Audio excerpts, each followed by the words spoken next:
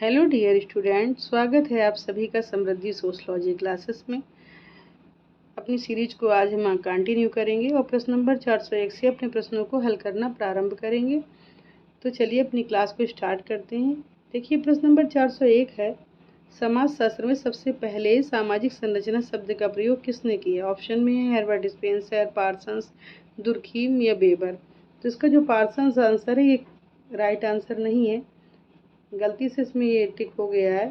तो इसमें जो राइट आंसर आपका है वो हर्बर्ट स्पेंसर है। समाजशास्त्र में सामाजिक संरचना शब्द का सबसे पहली बार जो प्रयोग किया गया वो हर्बर्ट स्पेंसर द्वारा किया गया।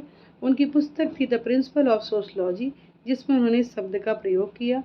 फिर इसी को आगे कंटिन्यू किया इमाइल दुर्खीम ने, और उन्होंने अपनी पुस्तक the rules of sociological method में इसका प्रयोग किया। चलिए फिर आगे, सामाजिक संरचना से हमारा संबंध समाज के ढांचे से है या बनावट से है, तो उसी को हम सामाजिक संरचना मानते हैं। अगला प्रश्न है 402 नंबर में, दुर्खीम ने अपनी पुस्तक अपनी किस कृति में सामाजिक संरचना शब्द का प्रयोग किया है। तो देखिए इसमें 4 पुस्तकें दी हुई हैं, principle of sociology, principle the rules of sociological method, the society, moral education. तो इसमें इमाइल दुर्खीम ने अपनी पुस्तक the rules of sociological method में सामाजिक संरचना के बारे में बताया। प्रिंसिपल ऑफ सोशलॉजी जो है ये हर्बर्ट स्पेंसर की बुक है, द सोसाइट और मॉरल एजुकेशन बुक जो है आपकी इमाइल दुर्खीम की है, लेकिन संरचना का जिक्र अपनी उन्होंने इस पुस्तक में किया है। तो ऑप्शन नंबर 2 इसका राइट आंसर हो जाएगा।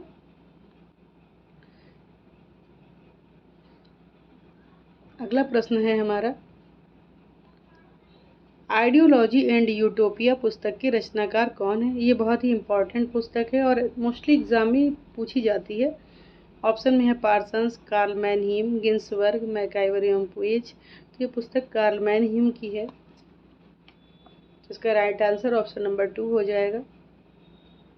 अगला प्रश्न है आपका 404 नंबर, सामाजिक संरचना परस्पर क्रिया करती हुई सामाजिक शक्तियों का जाल है। इससे अवलोकन और चिंतन की विभिन्न प्रणालियों का जन्म होता है। ये परिभाषा किसकी है। पार्सन्स की, कार्ल मैनहीम की, गिन्सबर्ग की, मैकाइवर एवं पेज की। तो इसका जो राइट आंसर होगा वो कार्ल मैनहीम हो जाएगा।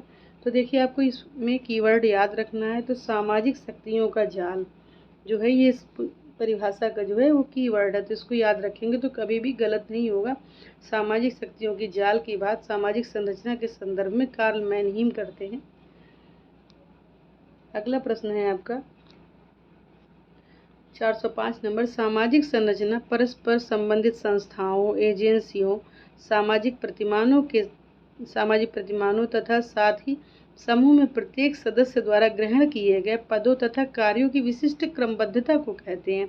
ऑप्शन में है इसके गिन्सबर्ग, पार्सन्स, कार्ल मैनहीम, दुर्खीम। तो इसका जो राइट आंसर होगा पार्सन्स हो जाएगा। इस परिभाषा के जो बारे में बताया वो पार्सन्स ने बताया। उनका कीवर्ड है परस्पर संबंधित संस्था, एजेंसी, सामाजिक प्रतिमान। इसको आपको ध्यान रखना है।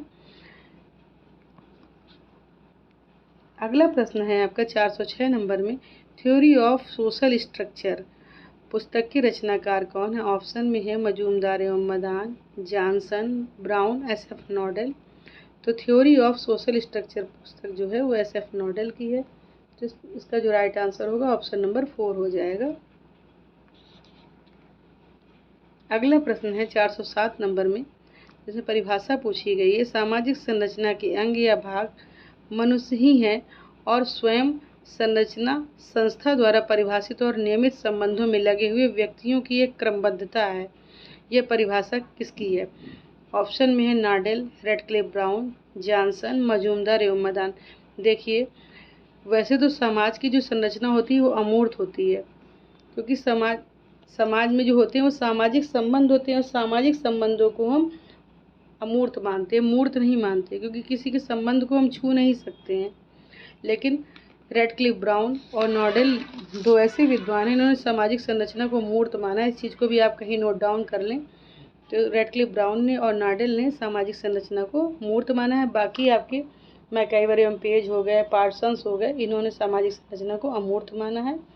तो ये जो परिभाषा है ये आपकी रेडक्लिफ ब्राउन के द्वारा प्रस्तुत की गई है क्योंकि इन्होंने सामाजिक संरचना के अंग मनुष्य को माना है, और मनुष्य जो होता है वो मूर्त होता है, तो इस वजह से इन्होंने संरचना को मूर्त माना है। अगला प्रश्न है आपका 408 नंबर में, संरचना का तात्पर्य सामाजिक इकाइयों के तुलनात्मक स्थिर एवं प्रतिमानित संबंधों से है। ये छोटी सी डेफिनेशन है, तो ये कोजर एवं रोजनबर्ग के द्वारा प्रस्तुत की गई है, जिसको आप लोग नोट डाउन कर लें, क्योंकि ये थोड़ा सा राइटर का नाम याद नहीं होगा जल्दी से। अगला 409 नंबर में प्रश्न है, सामाजिक संरचना की विशेषता में शामिल नहीं है।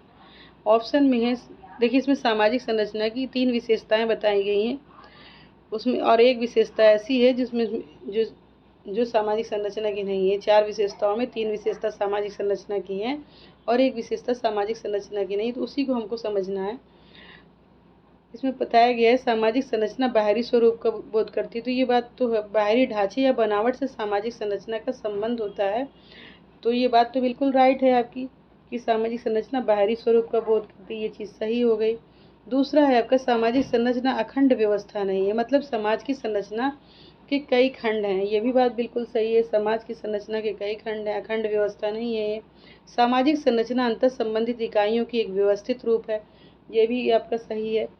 इसमें जो अगला पॉइंट है, सामाजिक संरचना मूर्त होती है, तो ये चीज़ सामाजिक संरचना की विशेषता नहीं, क्योंकि सामाजिक संरचना को अमूर्त माना गया है। आपके मैकाइवर और पार्सन्स ने सामाजिक संरचना को एक अमूर्त धारणा मानते हैं, क्योंकि संरचना का निर्माण विभिन्न प्रकार की एजेंसियों, प्रतिमानों, संस्थाओं, परिस्थितियों एवं भूमिकाओं से होता है। ठीक है, लेकिन इसके अपवाद के रूप में आप रेडक्लिफ ब्राउन और नॉडेल का नाम याद रख सकते हैं, क्योंकि उन्होंने सामाजिक संरचना को मूर्त माना है। ठीक है, अगला प्रश्न है 410 नंबर का, structure and function in primitive society, ये पुस्तक है, इस पुस्तक के रचनाकार कौन है? तो ऑप्शन में है रेडक्लिफ ब्राउन, मजूमदार एवं मदान, पार्सन्स, कोजर एवं रोजनबर्ग। तो 410 नंबर में जो ये पुस्तक पूछी गई है, इसके जो राइटर हैं वो आपकी रेडक्लिफ ब्राउन है। इन्होंने अपनी इस पुस्तक में structure and function in primitive society में रेडक्लिफ ब्राउन ने अंडमान निकोबार द्वीप समूह का अध्ययन किया, वहाँ की सामाजिक संरचना के बारे में उन्होंने जानकारी प्राप्त करी, तो इसको याद रखिए। अगला प्रश्न है आपका 411 नंबर, पार्सन्स ने सामाजिक मूल्यों के आधार पर सामाजिक संरचना के कितने रूप बताएं? पार्सन्स ने 4 प्रकार के मूल्य बताए हैं, उसी के आधार पर उन्होंने सामाजिक संरचना के 4 प्रकार के रूप भी बताए हैं, तो उन्हीं को हम लोग देखेंगे 4 रूप कौन कौन से हैं। तो चलिए इनके बारे में थोड़ा जिक्र कर लेते हैं। तो इन्होंने सार्वभौमिक प्रदत्त प्रतिमान, सार्वभौमिक अर्जित प्रतिमान, विशिष्ट प्रदत्त प्रतिमान और विशिष्ट अर्जित प्रतिमान के बारे में यहाँ पर बताया है, तो इसको आप लोग नोट डाउन कर लीजिए। इन्होंने 4 प्रकार के रूप बताए हैं। उसके बाद अगला प्रश्न है आपका 412 नंबर, अंतःवैयक्तिक संबंधों को ही सामाजिक संरचना के अंग निम्नलिखित में से कौन मानते हैं? ऑप्शन में मर्टन, पार्सन्स, मैकाइवर, फोर्टस। तो अंतःवैयक्तिक संबंधों को ही सामाजिक संरचना का जो अंग मानते हैं वो आपके फोर्टस मानते हैं, तो इसका जो राइट आंसर होगा वो ऑप्शन नंबर 4 हो जाएगा।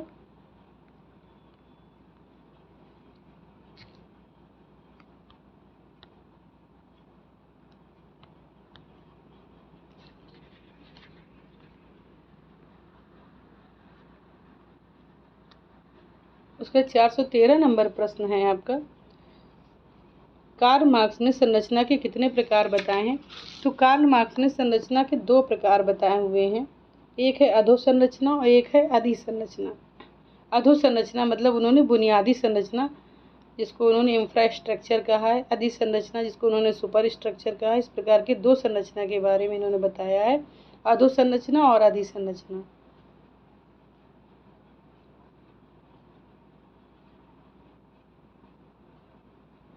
अगला प्रश्न है 414 number, the structure of social action पुस्तक के रचनाकार कौन है? ऑप्शन में है स्पेंसर, पार्सन्स, तुर्खी, वेबर।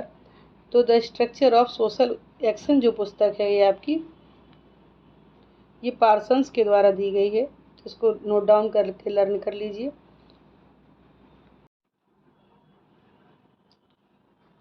देखिए 415 नंबर में प्रश्न है, एजिल मॉडल किसने दिया है।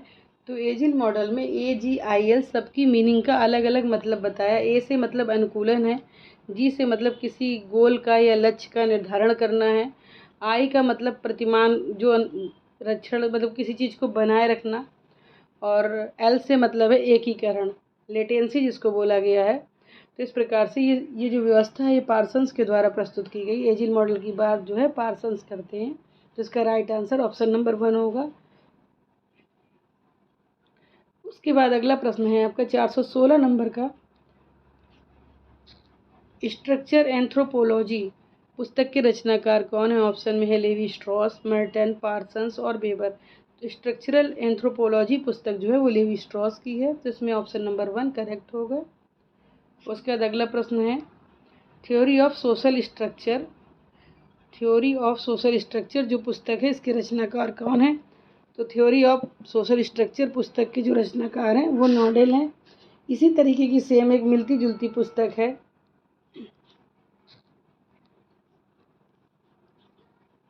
ये पुस्तक नॉडेल द्वारा दी गई थी।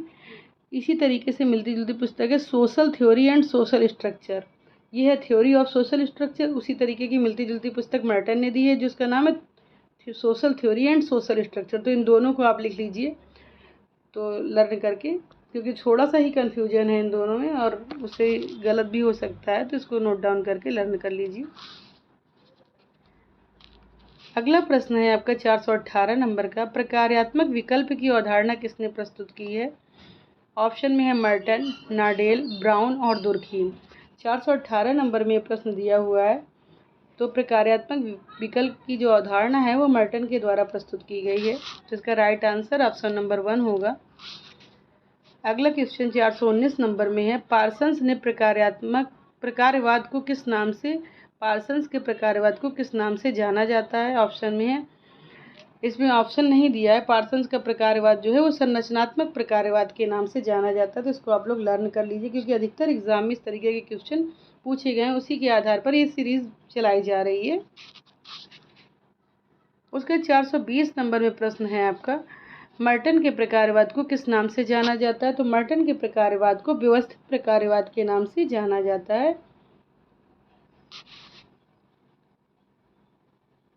तो इसमें 20 महत्वपूर्ण प्रश्नों को हल करने का प्रयास किया गया है। ये वीडियो आपको कैसी लग रही है, इसको लाइक करिए, शेयर करिए और सब्सक्राइब करिए। Thank you for watching this video.